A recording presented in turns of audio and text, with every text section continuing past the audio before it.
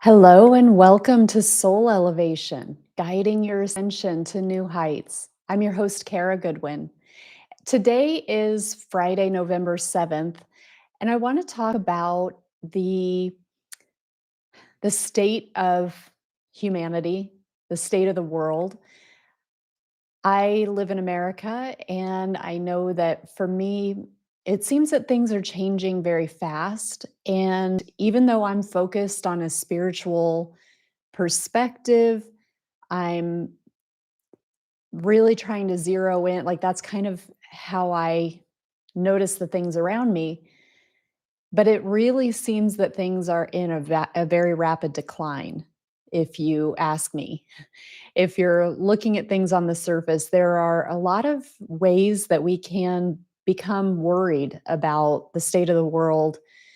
I get a lot of people who email me and they're worried about some of the things that are happening and also about future predictions that come in that have a lot of doomsday um, scenarios and warnings.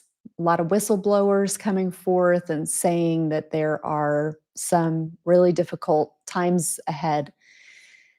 And I even talk to people who I really respect and who have been in the field of consciousness for a long time, who understand things from a consciousness perspective, who are also expressing worry or feel that they're seeing things, seeing indications of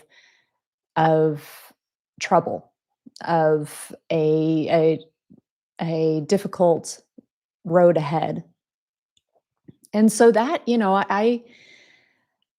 I also see that consciousness is rising and that we are in an ascension process and that there is a natural fallout of that. If you want to think of it that way, in order for the new to come in, that the old can crumble.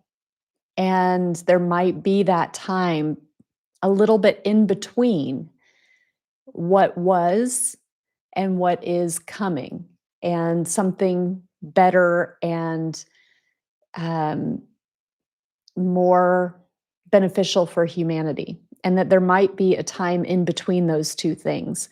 But, I've noticed within myself that it's easy to start to feel hopeless, that it's easy to feel that the deck is stacked against us and that things will continue to be in a decline.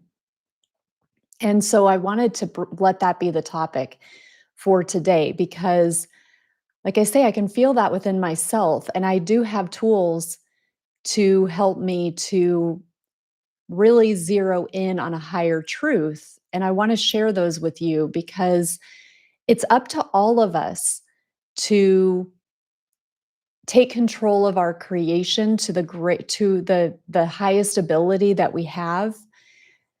If this isn't the first time that you're hearing me talk, you may have heard me talk before about our consciousness. We are consciousness. And the power of our consciousness to create our reality is absolutely real. But it really takes us coming into the fullness and the power of who we are. And so, this content in particular, what you're watching right now, is really designed or will appeal more to people who are in the later stages of ego release. Now, when I talk about ego release, I don't mean that we completely renounce the ego or that we kill the ego. The ego still has a place, I believe, in our spiritual evolution, in our spiritual work. The ego is the way that we move through this world. It is kind of the driver behind the actions that we take. From what I can gather, when we completely denounce the ego, we kind of, I guess there is sort of a transcendence where you have a completely spiritual perspective and you're still in the physical body, but there's not really that drive because you're so much in a different realm or in other realms. You're not really like boots on the ground so much here anymore. So I I think that there still is a place for the ego, but when we're in those earlier stages where the ego is driving everything, then our lives have a very egoic approach. And we very much are wanting to utilize if we come across like, well, how are we empowered to create our reality, for example, and we look at that from an ego perspective, then we, from a kind of less evolved perspective, then it's okay, well, how can I take all the power? How can I accumulate all my wealth? How can I make safety for myself? And that's not really who is going to be able to receive this message in the highest way. When we are seeing that we are part of a whole, when we see that we are here, boots on the ground, for a purpose, to help, to assist. Yes, we are here as souls to have our own experience and our own growth. But the people that I'm really talking to feel a deeper call than that. In addition to that, in addition to their own evolution, their own experience, their own soul growth, they also understand that they have a role to play in the bigger picture. And so, if that sounds like you, please keep listening. And otherwise, I trust that you will just not be interested in this content anyway. And that's perfectly fine. But for those who are here to help at the bigger level, you may not be making videos. You may not be writing books. You may not have any sort of service that you feel that you're interacting with people. And that doesn't really matter for what I'm going to talk about. Because the way that we all assist is by coming into the fullness of who we are as eternal beings, being able to tap into our ability to pull forth the highest timeline, to be on the highest timeline.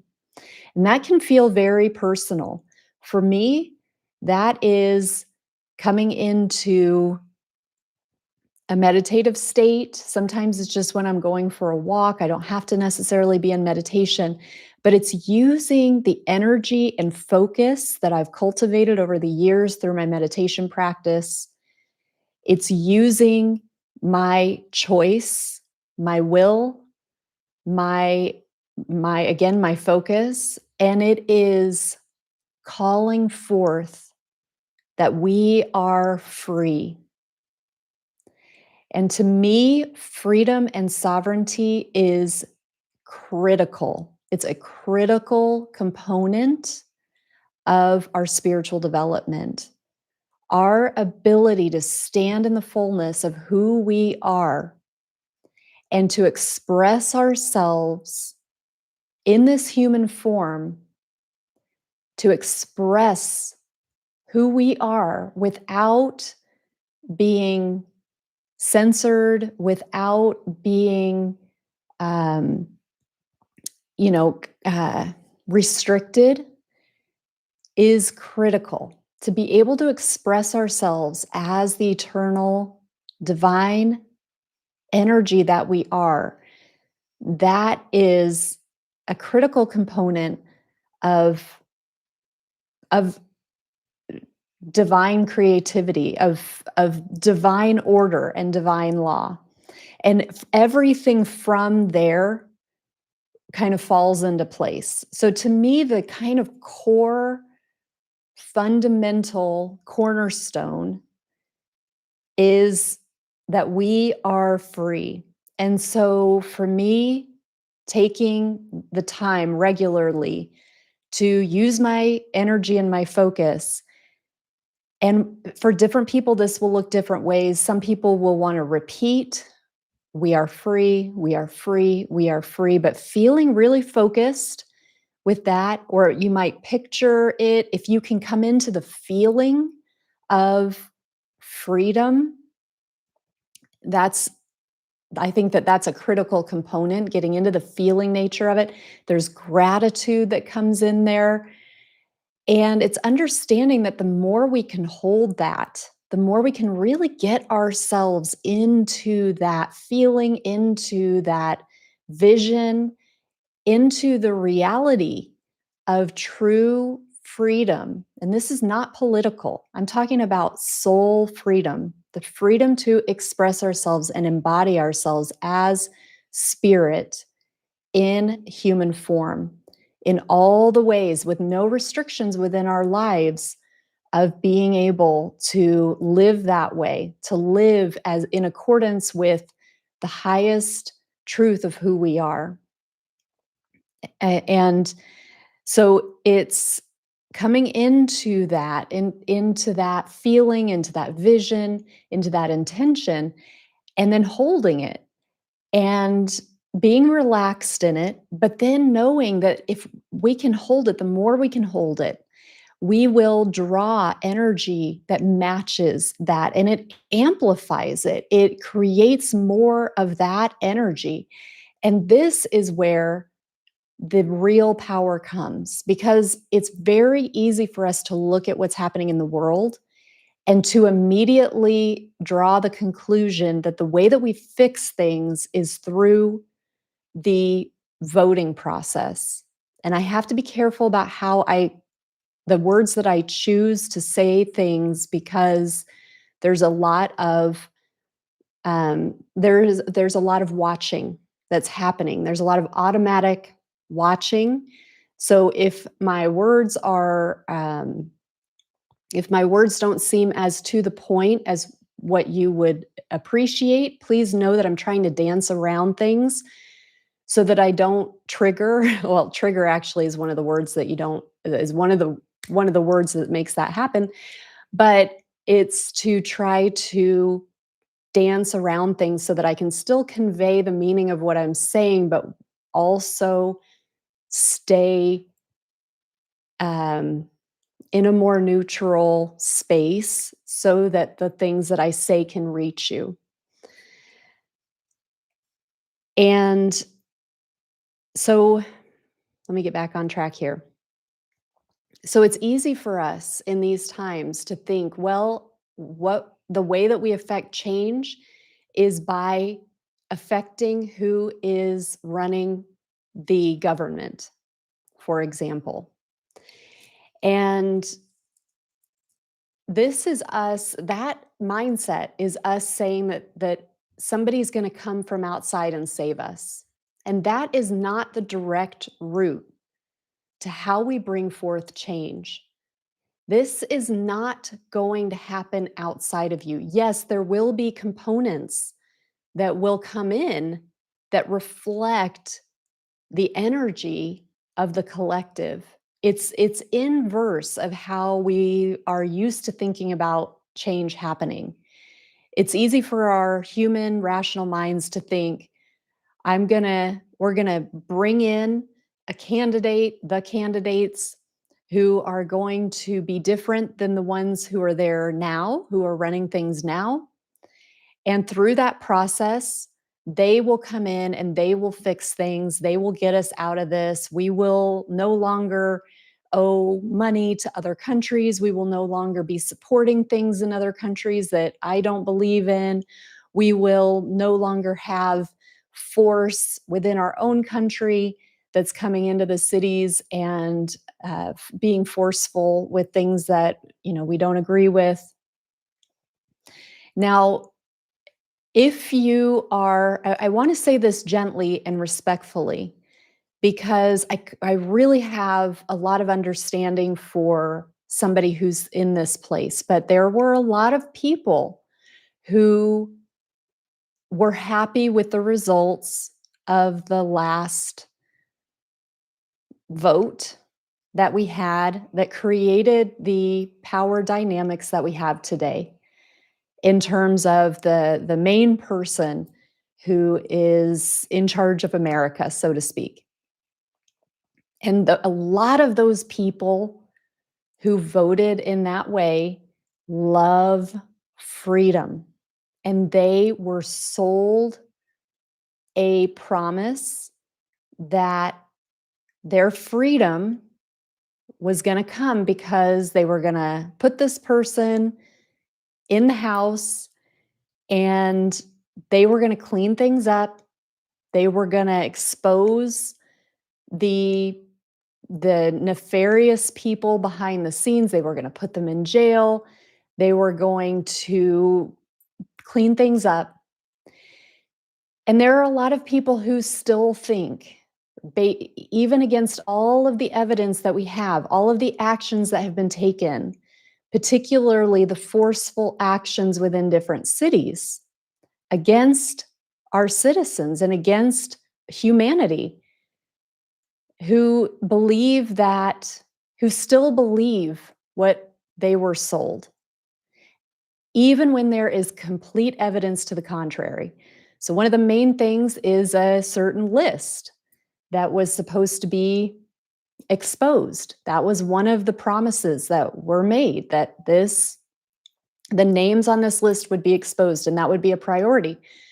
Well, we have evidence now that that's not true. That was an untrue statement. That was a lie to get this person into the position that they're in now.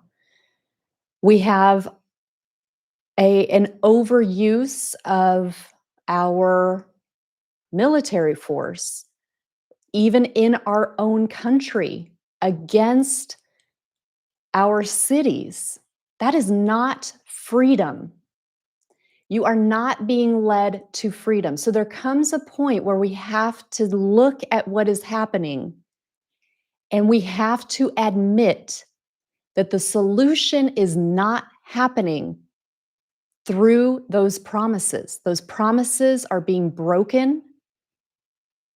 And I completely understand the hope.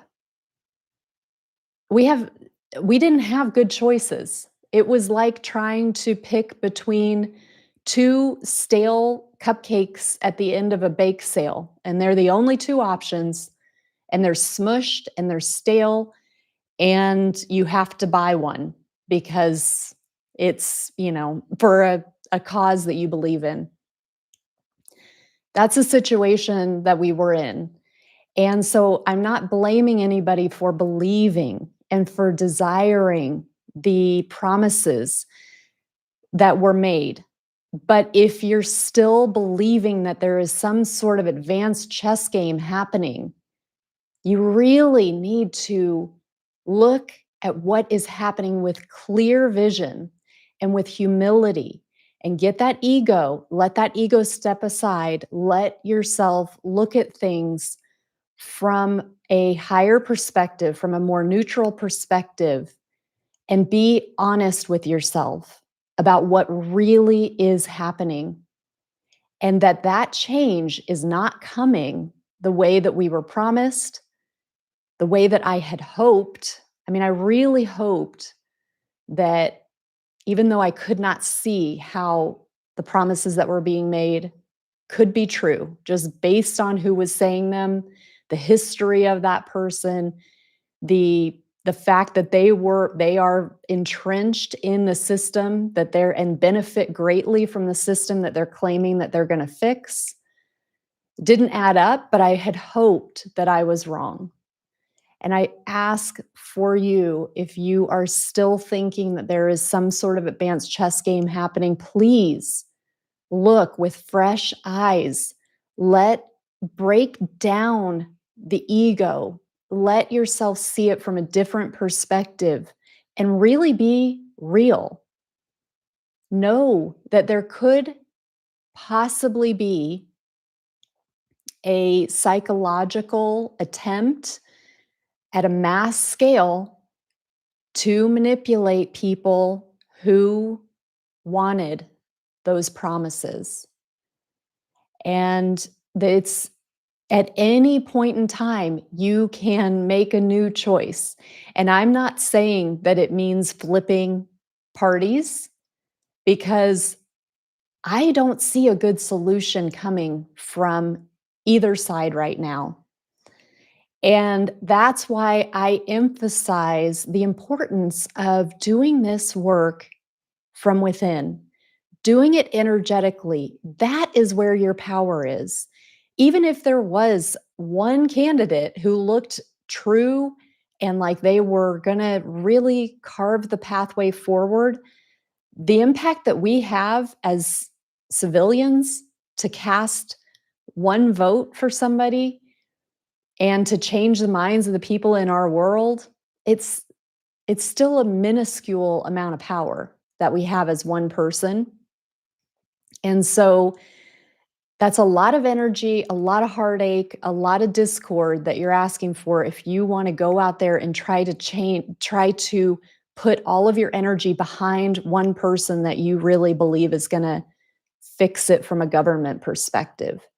But where you really have the power is when you come in to yourself, you work from yourself with yourself energetically, you hold the vision of freedom and empowerment and the highest timeline. Now, a good starting point for this is I have a free unity meditation. I'll try to remember to put the link to that in the show notes. But this unity meditation, I think it's only like between 10 and 12 minutes.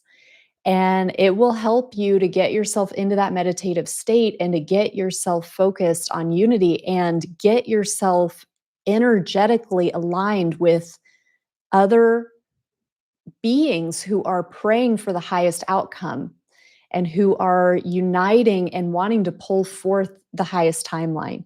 This really is where we have the power because if you're familiar at all with miracles, this is how things happen. That things just shift and we don't have like a rational explanation for how things shift, but they shift in divine order. And we have the ability to call forth divine order and to let the physical work its way into to right the ship.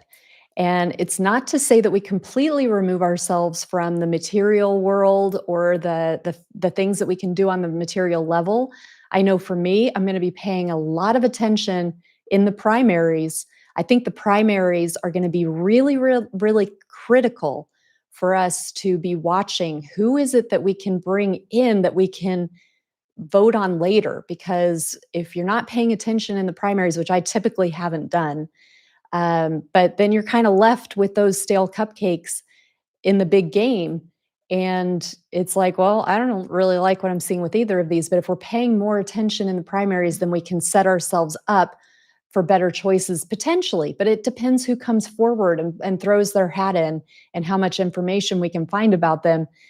So again, there are things that we can do in the physical, but there are unquestionably things that we can do at the subtle level. And I